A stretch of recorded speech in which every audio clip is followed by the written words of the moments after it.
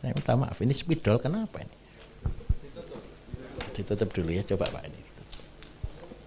Tapi saya nulis gini, nggak ada LCD nih ya. Oh tadi hujan. Tapi Bapak Ibu yang belakang bisa lihat nggak ya gitu. Tapi kalau pun nggak bisa lihat bisa ngerti ya. Tulisan saya sudah tulisan dokter. Pakai yang itu aja Pak, yang suruh beli anak-anak yang bukan permanen, yang buat aja. Terus dipotong sedikit biar tulisan bisa besar. Kalau saya punya 15 ekor kambing Bapak Ibu, setiap hari tadi pakannya berapa kilo? Tahu kambing? Tahu kambing enggak Bapak Ibu?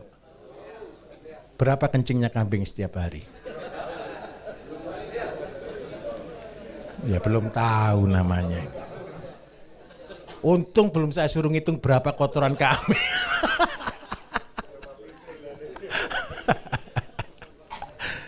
Kalau kita tahu Bapak Ibu kita harus belajar sampai detail.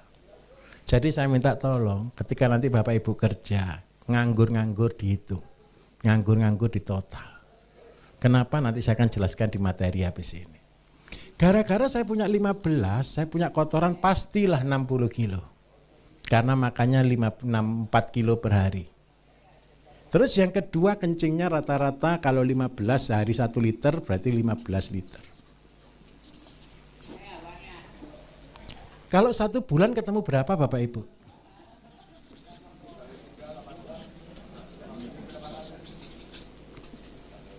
Ketemu berapa? 15 kali 30? 2 pupuk ini kita olah. Kita sebut dengan nama pupuk Horti.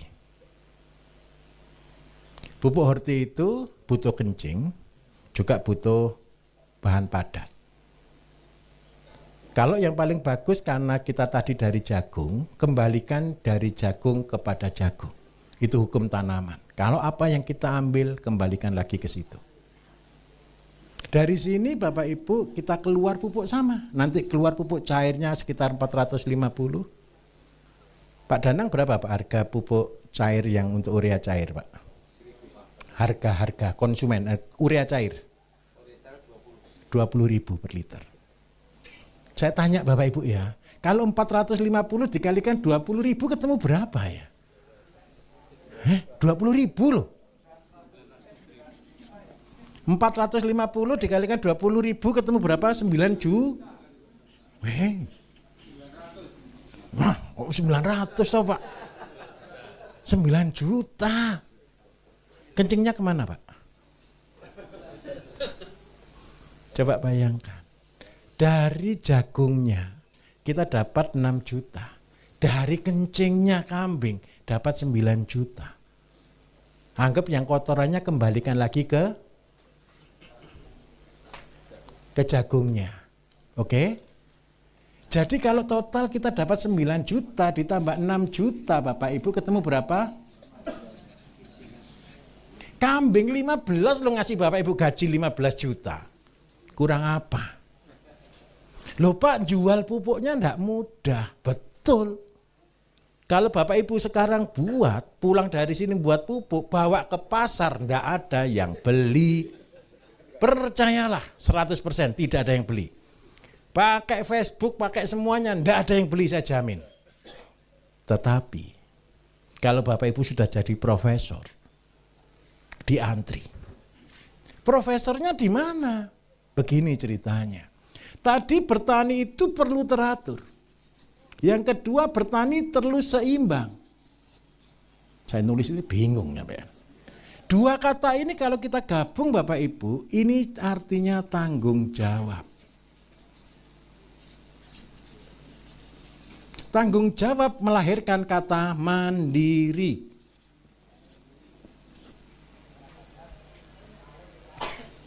Saya ulangi. Bapak Ibu punya kambing, ngasih makan, itu tanggung jawab atau bukan? Tanggung jawab. Terus yang kedua, tanggung jawab yang lebih dalam itu begini konsepnya. Kambing tadi titipannya, Bapak Ibu percaya enggak kalau kambing itu titipannya Gusti Allah? Percaya, betul ya? Kenapa saya katakan semua ternak, semua harta yang kita miliki itu hanya titipan saja. Kalau Gusti Allah lagi batuk, mati semua itu. Betul ya? Jangan buat Gusti Allah batuk. Lakukan tanggung jawab sebaik mungkin. Lakukan tanggung jawab sedetail mungkin. Supaya apa? Kunci rezeki terbesar adalah tanggung jawab. Kalau Bapak Ibu tidak bertanggung jawab, percayalah, rezekinya mampet. Rezekinya seret. Rezekinya seperti detak jantung. Tahu detak jantung? Kadang naik, kadang turun. Bapak Ibu kepingin rezeki yang selalu naik atau rezeki yang naik turun? Selalu naik. Kuncinya satu, tanggung jawab. Banyak orang datang ke saya, Pak, tadi saya dengar ada waktu perkenalan, saya kepingin jadi miliarder. Tadi saya angkat tangan dulu, yang kepingin jadi miliarder tadi. Oh, keren, siap. Jadi miliarder itu susah atau gampang Bapak Ibu? Susah ya, kalau belum tahu jalannya. Kalau sudah tahu jalannya, jadi miliarder itu gampang. Tapi percayalah, jangan ada yang kepingin diantara Bapak Ibu untuk kepingin jadi orang kaya. Kalau Bapak Ibu kepingin jadi kaya, kepingin jadi miliarder, percayalah, tidak akan pernah sampai keturutan jadi miliarder.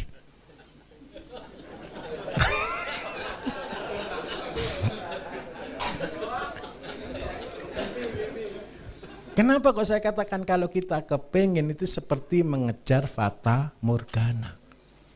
Semakin dikejar menghabiskan uang tidak sampai-sampai. Supaya fata morgananya itu berhenti. Apa yang harus kita lakukan? Berhenti. Jangan terus bergerak.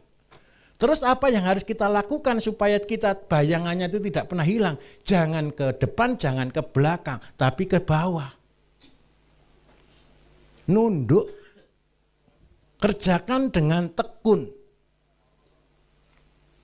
Nunduk itu artinya apa? Ini ceritanya. Gara-gara Bapak Ibu punya kambing 15, nunduk.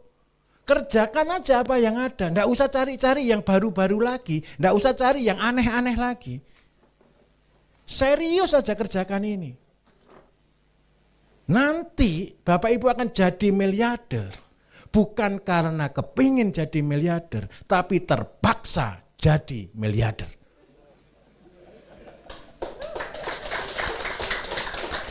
Teori saya mengatakan jangan pernah kepingin jadi orang kaya. Karena kalau Bapak Ibu kepingin jadi orang kaya, tidak pernah kaya, saya jamin. Tapi kalau Bapak Ibu tekun, Bapak Ibu serius, Bapak Ibu setia melakukan pekerjaan dengan sangat benar, Bapak Ibu akan terpaksa jadi orang kaya. Kenapa saya berkata begini? Saya dulu sudah mengalaminya Bapak Ibu. Saya dulu butuh uang 12,5 miliar untuk bangun tempat pelatihan. Saya melakukan segala pekerjaan. 18 bidang saya kerjakan dan semuanya gagal total. Karena apa? Karena saya salah jalan. Begitu saya sudah mengerti konsepnya, saya katakan saya tidak akan kemana-mana. Saya hanya fokus, saya hanya mengerjakan apa yang bisa. Loh, dengar baik-baik. Kerjakan apa yang bisa. Yang menghabiskan sandal saudara, yang menghabiskan sepatu saudara, itu gara-gara saudara terlalu keliling-keliling. Betul atau tidak? Ada bisnis baru, bingung, betul enggak? Ada potensi baru, bingung tidak? Uang sudah ngepres, dihabiskan lagi. Kapan jadi miliarder? Tetapi ketika kita tekun, enggak usah diminta, datang sendiri. Saya dibully banyak orang gara-gara saya buat teori 10 ekor ayam 3 tahun jadi miliarder Bapak Ibu. Ada yang datang ke sini gara-gara ayam tadi. Siap. Besok dilakukan sungguhan. Perjanjian bertanggung jawab. Saya kepengen itu begini loh. Bapak Ibu pernah enggak punya mimpi begini? Waktu masih muda, sekarang masih banyak yang muda, saya senang. Kita mimpi itu kan begini kan, punya tanah yang luas atau yang sempit? Ada rumahnya besar atau kecil? Di dalam tanah itu ada apanya kira-kira? Oh, harta karun. Di tanah itu ada buahnya, ada ikannya, ada sayurnya, ada padinya. Pokoknya semua ada di situ. Betul atau tidak? Terus kita ngopi sambil nuturi anak cucu, bahagia. Betul enggak kira-kira? Itu semua cita-cita orang. Saya ini marketing yang Bapak Ibu yang handal. Pekerjaan saya adalah menjawab cita-citanya orang. Nah. Karena ini yang dicita-citakan orang. Tetapi cita-citanya itu sederhana. Yang membuat Bapak Ibu tidak tersampai cita-cita ini karena terlalu bingung. Paham maksud saya? Mandiri itu Bapak Ibu berarti semua harus bisa buat sendiri. Tidak boleh tergantung kepada siapapun. Saya dikomplain juga gara-gara kata mandiri. Pak Bayu itu ngajari orang supaya mandiri, tapi Pak Bayu yang jual katalis. Repot Bapak Ibu. Dengarkan saya. 3 tahun ke depan, kalau Bapak Ibu sudah jadi profesor, tidak perlu katalis lagi. Katalis itu cuma ikatan batin antara kami dengan Bapak Ibu kok. Kenapa kok begitu? Kalau Bapak Ibu sekarang saya ajari, jadinya 3 tahun lagi. Daripada nunggu 3 tahun, lebih baik berproses. Dari yang kecil. Dari yang kecil. 3 tahun lagi jadi miliarder. Setelah jadi miliarder bisa buat katalis. Tapi saya jamin, Bapak Ibu ndak akan buat. Pasti beli. Bukan kesuwen Pak. Harganya lebih mahal buat sendiri daripada beli. Fair. Saya katakan jujur. Kenapa kok begitu? Gara-gara katalis itu saya muter kepala enggak karu-karuan ini Bapak Ibu. Saya kemarin target produksi katalis itu cuma 200-300 ton setahun. Setahun. Tadi saya dibukakan laporan anak-anak. Pak, grup kita sudah 12.500 orang. Saya bayangkan, ini semua buat enggak usah produksi besar ya. Cuma 100 liter saja setahun. Itu ketemu 1 juta liter Bapak Ibu. Ya saya bilang ke anak-anak tadi, ya sudah jalani saja. Terus kalau tidak ada, ya ditunggu. Uang produksinya kita terbatas. Fair, saya harus katakan jujur. Ini Pak Bambang mana? Ini tukang menghabiskan katalis itu. Apalagi saya lihat tadi untuk sawit lagi. Wah ini nembaknya raksasa ini Pak Bambang ini. Hati-hati nih Pak Bambang ini. Nah, mandiri ini apa artinya? Bapak Ibu harus tidak tergantung kepada siapapun. Ini teorinya, ini dasarnya. Bapak Ibu percaya enggak? Rezeki yang Bapak Ibu makan itu betul-betul rezeki pemberian dari Gusti Allah. Setuju enggak kalau saya katakan kita bekerja, kalaupun kita menghasilkan uang itu belum tentu rezeki. Tetapi apa yang kita nikmati itu adalah rezeki. Setuju atau tidak? Sekarang kita ngomong rezeki. Bapak Ibu saya bukakan kunci rezeki. Seandainya Bapak Ibu punya anak, Bapak Ibu kasih uang ke anaknya. Terus habis gitu karena anaknya belum ngerti, uang itu dibuang. Bapak Ibu ngasih uang lagi enggak?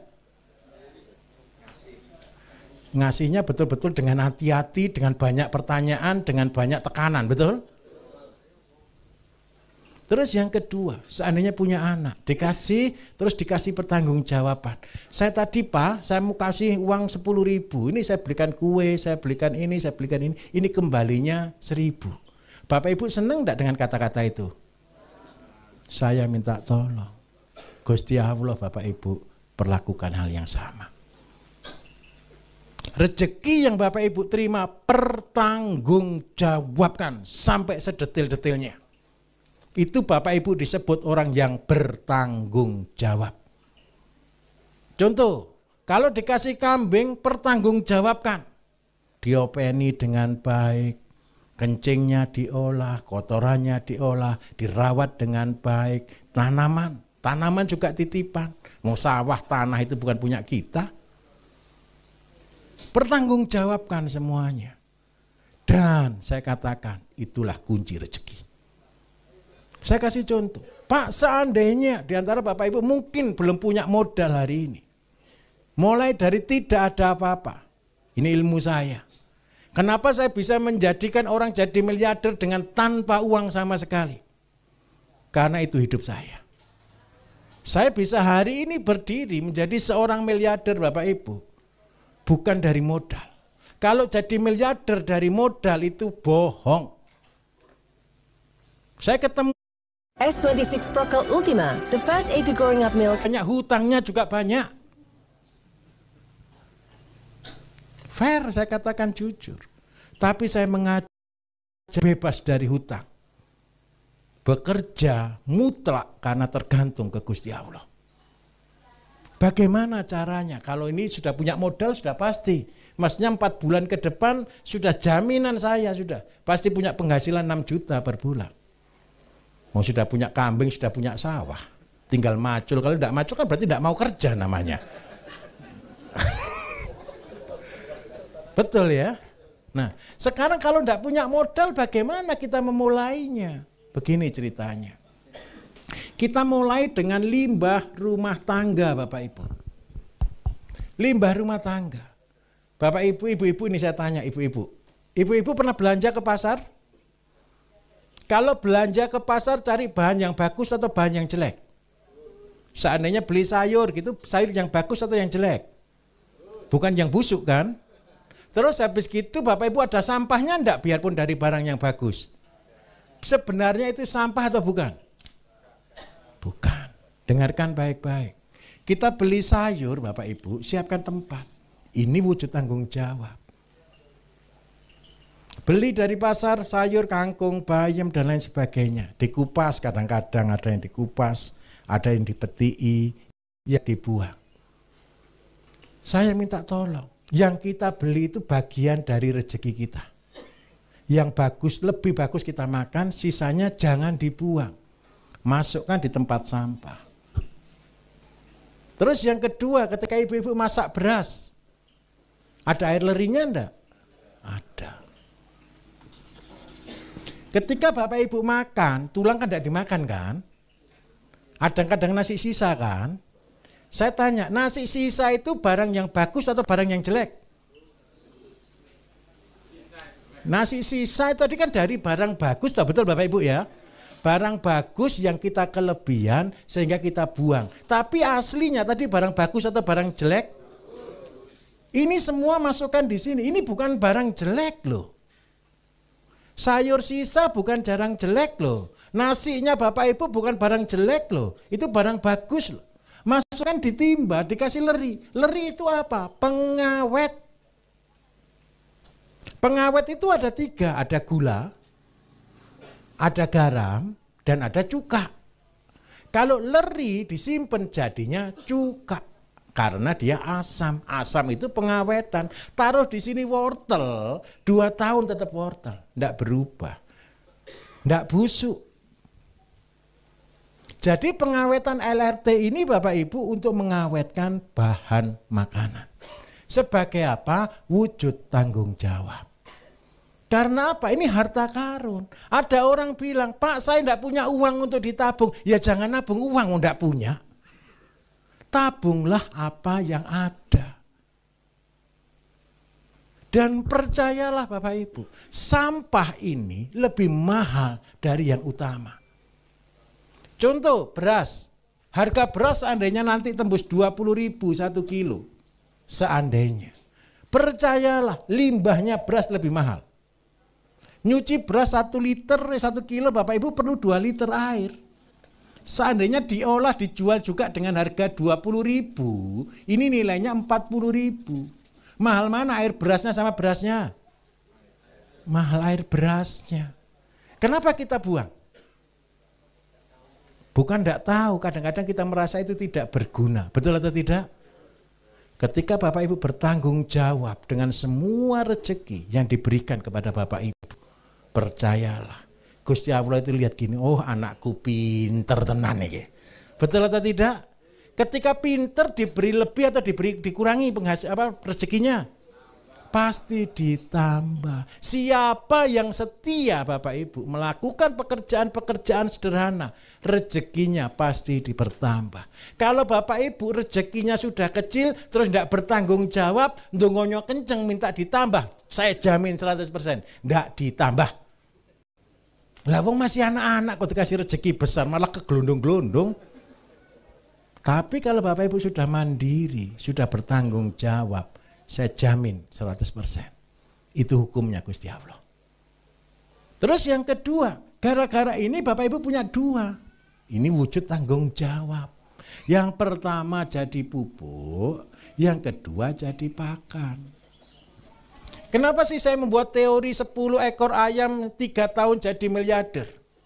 Karena saya kepingin Bapak Ibu, ayam itu tidak jadi bebannya Bapak Ibu. Jangan sampai pelihara ayam terus habis gitu uang belanja habis beli pakan. Itu salah. Kalau seandainya Pak, saya cuma pakan sedikit, ya jangan 10 ekor. Loh kapan jadi miliardernya? Tinggal tambah setahun aja kok susah.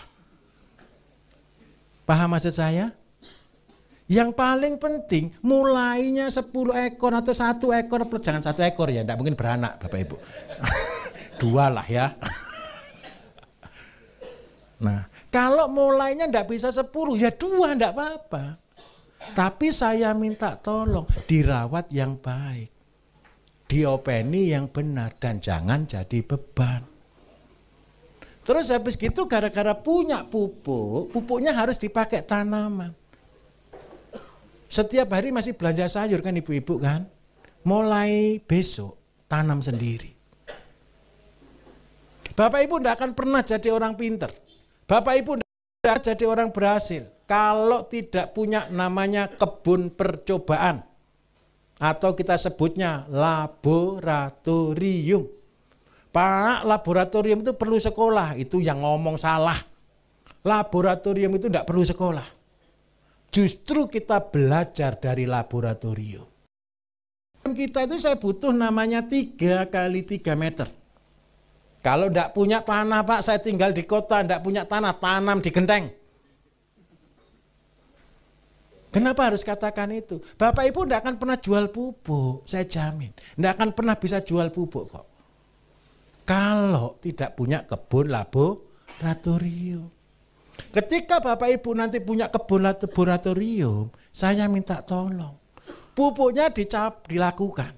Buat pupuk dikerjakan. Sambil terus buat, sambil terus neliti. Loh Pak, berapa lama? Paling lama 3 tahun. Kenapa saya katakan selalu paling lama 3 tahun? Saya dulu Bapak Ibu ketika belum bisa jualan pupuk, nabung pupuk 3 tahun tidak laku. Karena itu ya Bapak Ibu tak ajari cara saya saja. Setelah 3 tahun Gusti Allah itu kasihan dengan saya. Loh fair. Siapa yang bisa mendatangkan pembeli? Ketika kita tanam, siapa yang menjaga tanaman kita? Bisnis biasa, ayo berubah. Karena itu saya menyingkatnya tani Bapak Ibu adalah tawakal, niat ibadah. Bertani itu ibadah. Bertani itu ibadah yang sebenarnya saya katakan. Bapak Ibu bisa khatam Al-Quran. Yang beragama lain Bapak Ibu bisa banyak hafal ayat-ayat. Mungkin bisa berkhotbah dan lain sebagainya. Di dalam pertanian, wujudkan apa yang Bapak Ibu percayai. Saya banyak mengenal Gusti Allah, mengenal Tuhan gara-gara saya di pertanian. Pertanian itu sifatnya cuma satu, tergantung mutlak. Coba bayangkan, kita bisa tanam bibit, betul? Siapa yang menumbuhkan? Kita bisa mupuk, kita bisa merawat, kita bisa memelihara. Siapa yang membuat dia berbuah? Supaya tanaman kita bisa jaga, kita semprot dengan insek fungi. Percayalah, ada kekuatan jauh lebih besar yang melindungi ini semua. Bapak Ibu, pupuk yang saya buat, pupuk yang saya ajarkan, katalis yang saya buat, semuanya adalah hal biasa. Tidak ada yang istimewa di dalamnya. Saya cuma melihat satu saja sampai hari ini. Ada perlindungan dari Gusti Allah. Ini Mas Pur, mana Mas Pur ini? Dari Ponorogo ini. Pernah suatu hari Bapak Ibu, di kawasan.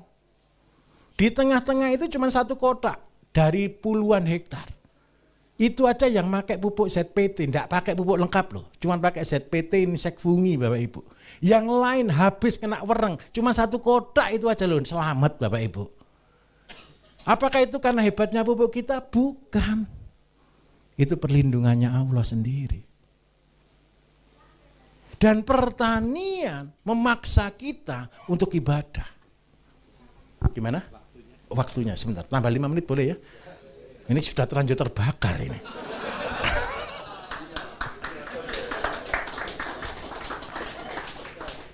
Kenapa saya katakan itu Bapak Ibu? Begini loh. Apa yang kita lakukan? Ayo kembali ke yang benar.